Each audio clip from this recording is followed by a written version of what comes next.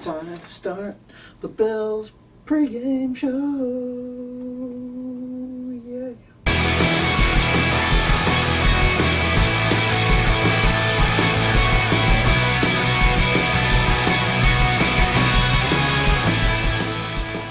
And welcome to yet another Buffalo Bills pregame show. It is the end of the season, which means the beginning of hockey season.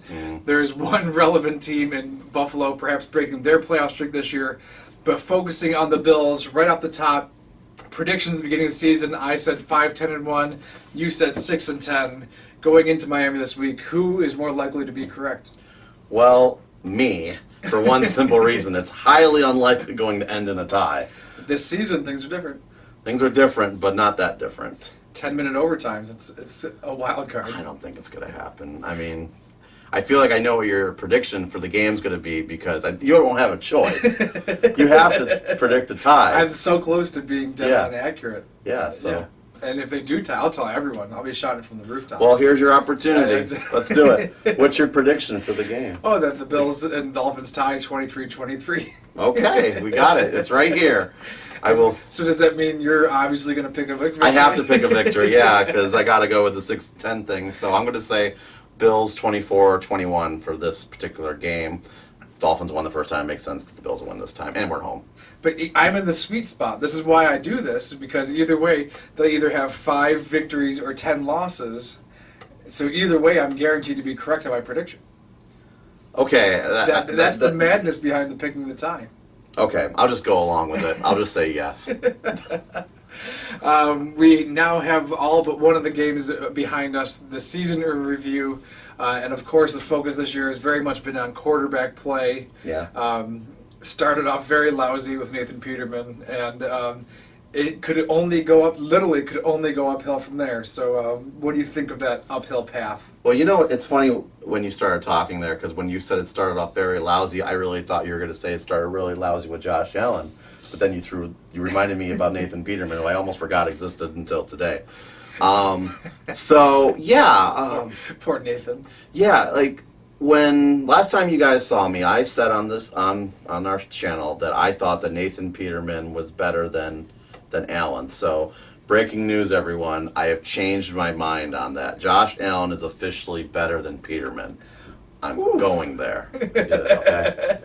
All right. Hot take. But okay. But here's the thing. It did start very slow for Josh Allen, with the exception of the second half of the Chargers game and that random Minnesota game. Josh Allen looked horrible for the start of the season until he got hurt. Literally the play before he got hurt, he did nothing. I went to the Packers game, that 22-0 game. Here's a picture of me at the Packers game. Yay, I'm having a lot of fun.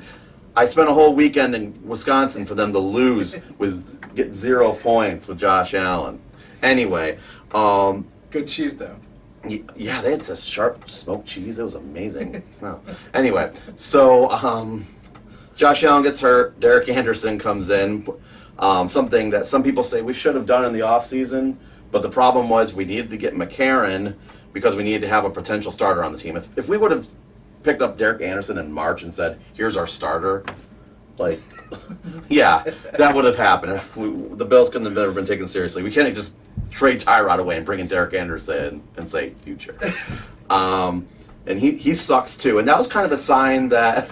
No, that was a sign that, okay, maybe it's not all Allen, because before that you were talking about Allen. I was saying get rid of Allen. We're done with Allen. I was done with him. And then Derek Anderson comes in and reminds us, oh, yeah, there's other problems. And then Barkley, well, then you got your dream. Dreams do come true. Dreams come true. Man, did he come through. Yeah. I was right. Yeah.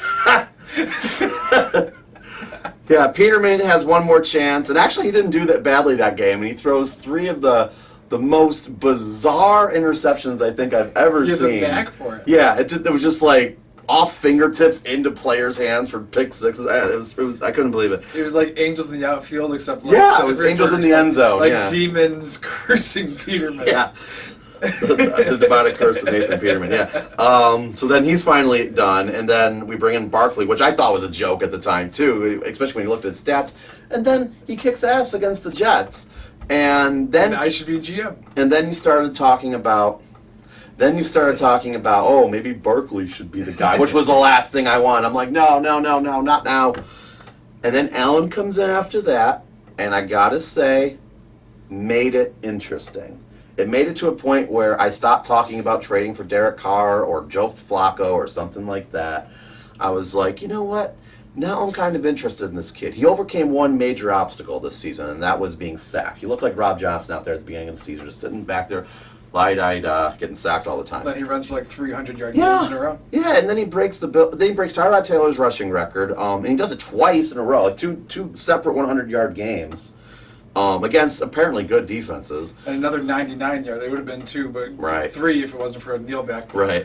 So, I mean, to summarize here, like... Is he still our leading rusher, though? Yeah, he is. Yeah, we'll get to that in a minute here. But, yeah, so Josh Allen's performance in the second half of the season has got me interested to see more. Like, I want to see how much more he can develop. Because by the fact that he started running around... shows development. It shows a kind of a strange development, but it still shows some level of development. Teams will have to respect it. You know what I mean? Right. Even going into next season, watching the tape, be like, this guy will run for 100 yards on you. Yeah, and that's what the Patriots did. That's what the Lions did. They both had defenses set up the last couple of weeks to basically dare Josh Allen to throw it. They gave him time, and the kid did okay. And not great, but he did okay. If you're a burner wide receiver, if you're a wide receiver with legs, and you watch Josh Allen play, like he can extend the plays in the pocket and he can throw it 70 yards. Yeah. Like, you might be thinking maybe the Bills are the place to go. You know what I mean? Whereas last season, someone who had those skills would be like, why on earth would I go to a team that Nathan Peterman might be throwing at me 30-yard ducks? Right. Whereas seeing him play, like maybe that's someone with those capabilities would want to play with. Maybe because not that I think an incoming free agent class is the most magnificent ever, but maybe we can attract someone with those skills. Right, and I'll just say one thing that wasn't really quite related to that, but and I hate to use the word process here, but during the season you could tell that they were trying to figure out which receivers were actually going to work, which not. That's why we got rid of Benjamin and Holmes, and we kept Zay Jones and Foster, who was actually both making plays, trying to find Josh Allen some people who are actually going to throw it to go along with what you're saying. Like, that's part of it, bringing in receivers that actually want to do well under this team. And I'm going to make one final point about quarterbacks, and then I'm going to let you talk. Absolutely. In terms of Josh Allen's overall record, I did some statistics looking up, and because people were telling me yesterday, oh, he's better than Tyrod now, and it's like, no. Look at Tyrod, look at Fitz, even look at EJ and Losman. Fitz and Tyrod both had 80s ratings, and our great other first-round picks were in the 70s. Right now, Allen's in the 60s. That's just where it is. I know it's early, and I know that doesn't tell you anything. We still need to see more. But he is not better than Tyrod. If anything, he's building up to be close to Tyrod. And as we mentioned, Allen is still the leading rusher on the team, which means that we have gotten very little, even negligible perhaps, performance from any of the running backs. I think Chris Ivory maybe did a little bit better than any of us might have expected, but was also in and out with injuries. And the big headline from the running department is LeSean McCoy. Is he done? Has he just reached that age where he's too old? Is he really, really missing Incognito or Woods? It's a combination. I mean, you can't not say it has nothing to do with Wood and Incognito not being there anymore. I mean, that's part of it. That's obvious. But I mean, I think LeSean's finally starting to hit some sort of a hill. I mean, it makes sense. He's older. I mean, how long could he keep this up? I mean, you could also factor in his off-field issues at the beginning of the season, perhaps being a distraction, or the whole trade rumors that came up. And now, in hindsight, you almost wish he would have gotten traded. At the time, I didn't want to trade him. Now I kind of wish he did, so we could have gotten something for him.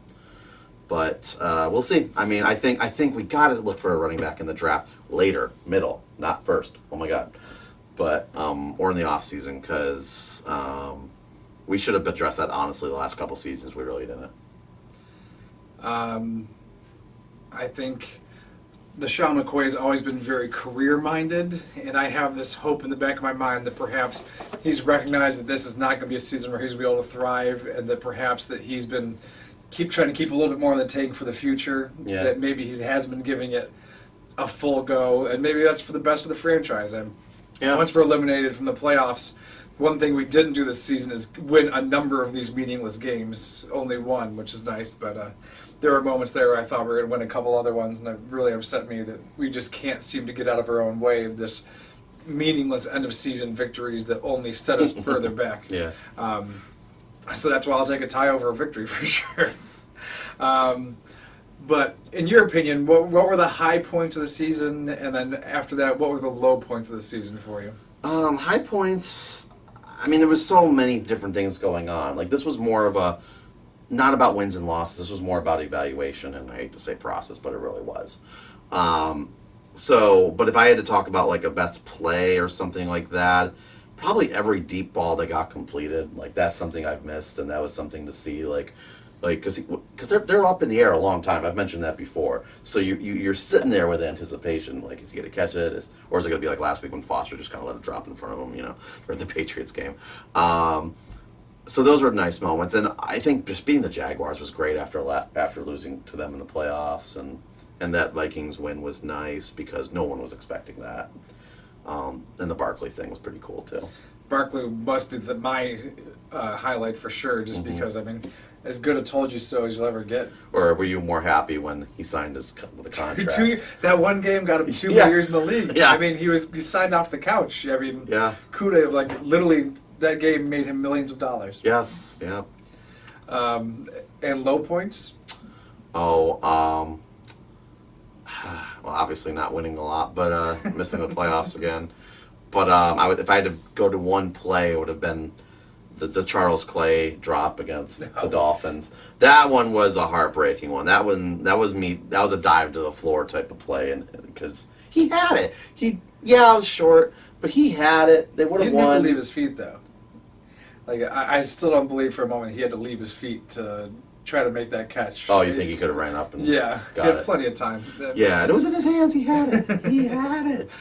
For me, the low point was anytime Kelvin Benjamin was on the field. Oh, God, Just watching him take up a roster spot was painful. Like, and I don't know, it's just because we traded for him, they felt obligated to, like, see what they could get out of him. But, like, it was clearly like trying to get water out of a rock. It was a point where, like, he doesn't even, like, he clearly doesn't want to be on the field.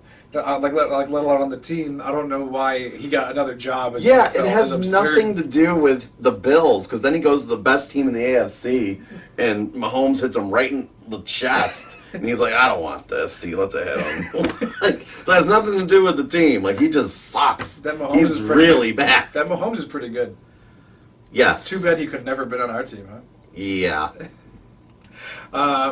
So that transitions perfectly into Super Bowl picks, because I think Mahomes is going to be there. I think what could have been our quarterback will take the Kansas City Chiefs to lose to the Dallas Cowboys, of course. Wow. Holy crap. Cowboys are on a roll. How about them Cowboys? The former Dallas team versus the actual Dallas team. And it was almost, had Green Bay not been offsides and that Bart Starr touchdown in the Ice Bowl, would have been the first Super Bowl matchup as well. All right, so let me point out your flaws there. I don't even think the Chiefs has been to the Super Bowl since Super Bowl IV. Chiefs aren't going to the Super Bowl. Chargers aren't going to the Super Bowl.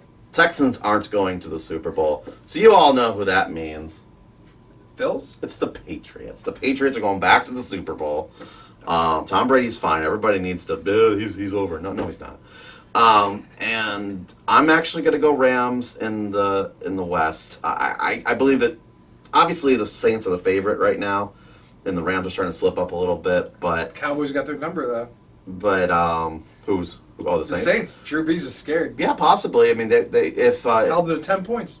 Yeah, and that's their first matchup more than likely. So yeah, maybe there you go. Maybe the Cowboys beat the Saints, and then the Rams. Though it's safe to say. Maybe let's see Gurley again. Yeah, but let's be realistic though here that the Cowboys haven't been to the championship game in like 20 years. So they're due. Sure. Anything else you want to share? Anything happened to coaches, or do you think for the Bills? Yeah. Do you think they? No. Do you actually think they fire McDermott after this? No, absolutely not. I don't think.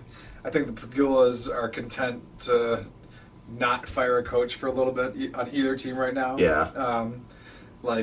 I think last season, Housley, I thought he might be one and done after how that debacle went, and they held the course, and they're reaping the dividends right now. So especially with that experience a year behind them, I don't see them I don't know. Maybe if McDermott only sends 9 guys out on defense and they get scored on. Well, I just think about real fast. I think about the challenges. Like, I mean, how horrible he is at challenges. He's 1 for 10 in challenges.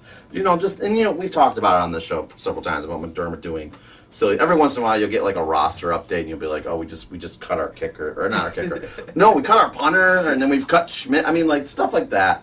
That's just kind of like, why are we doing this? But I believe they'll be back. Yeah. All right, well, we'll be back to preview the draft. It'll be here real soon. Yep. Go Cowboys, go Sabres. Till then.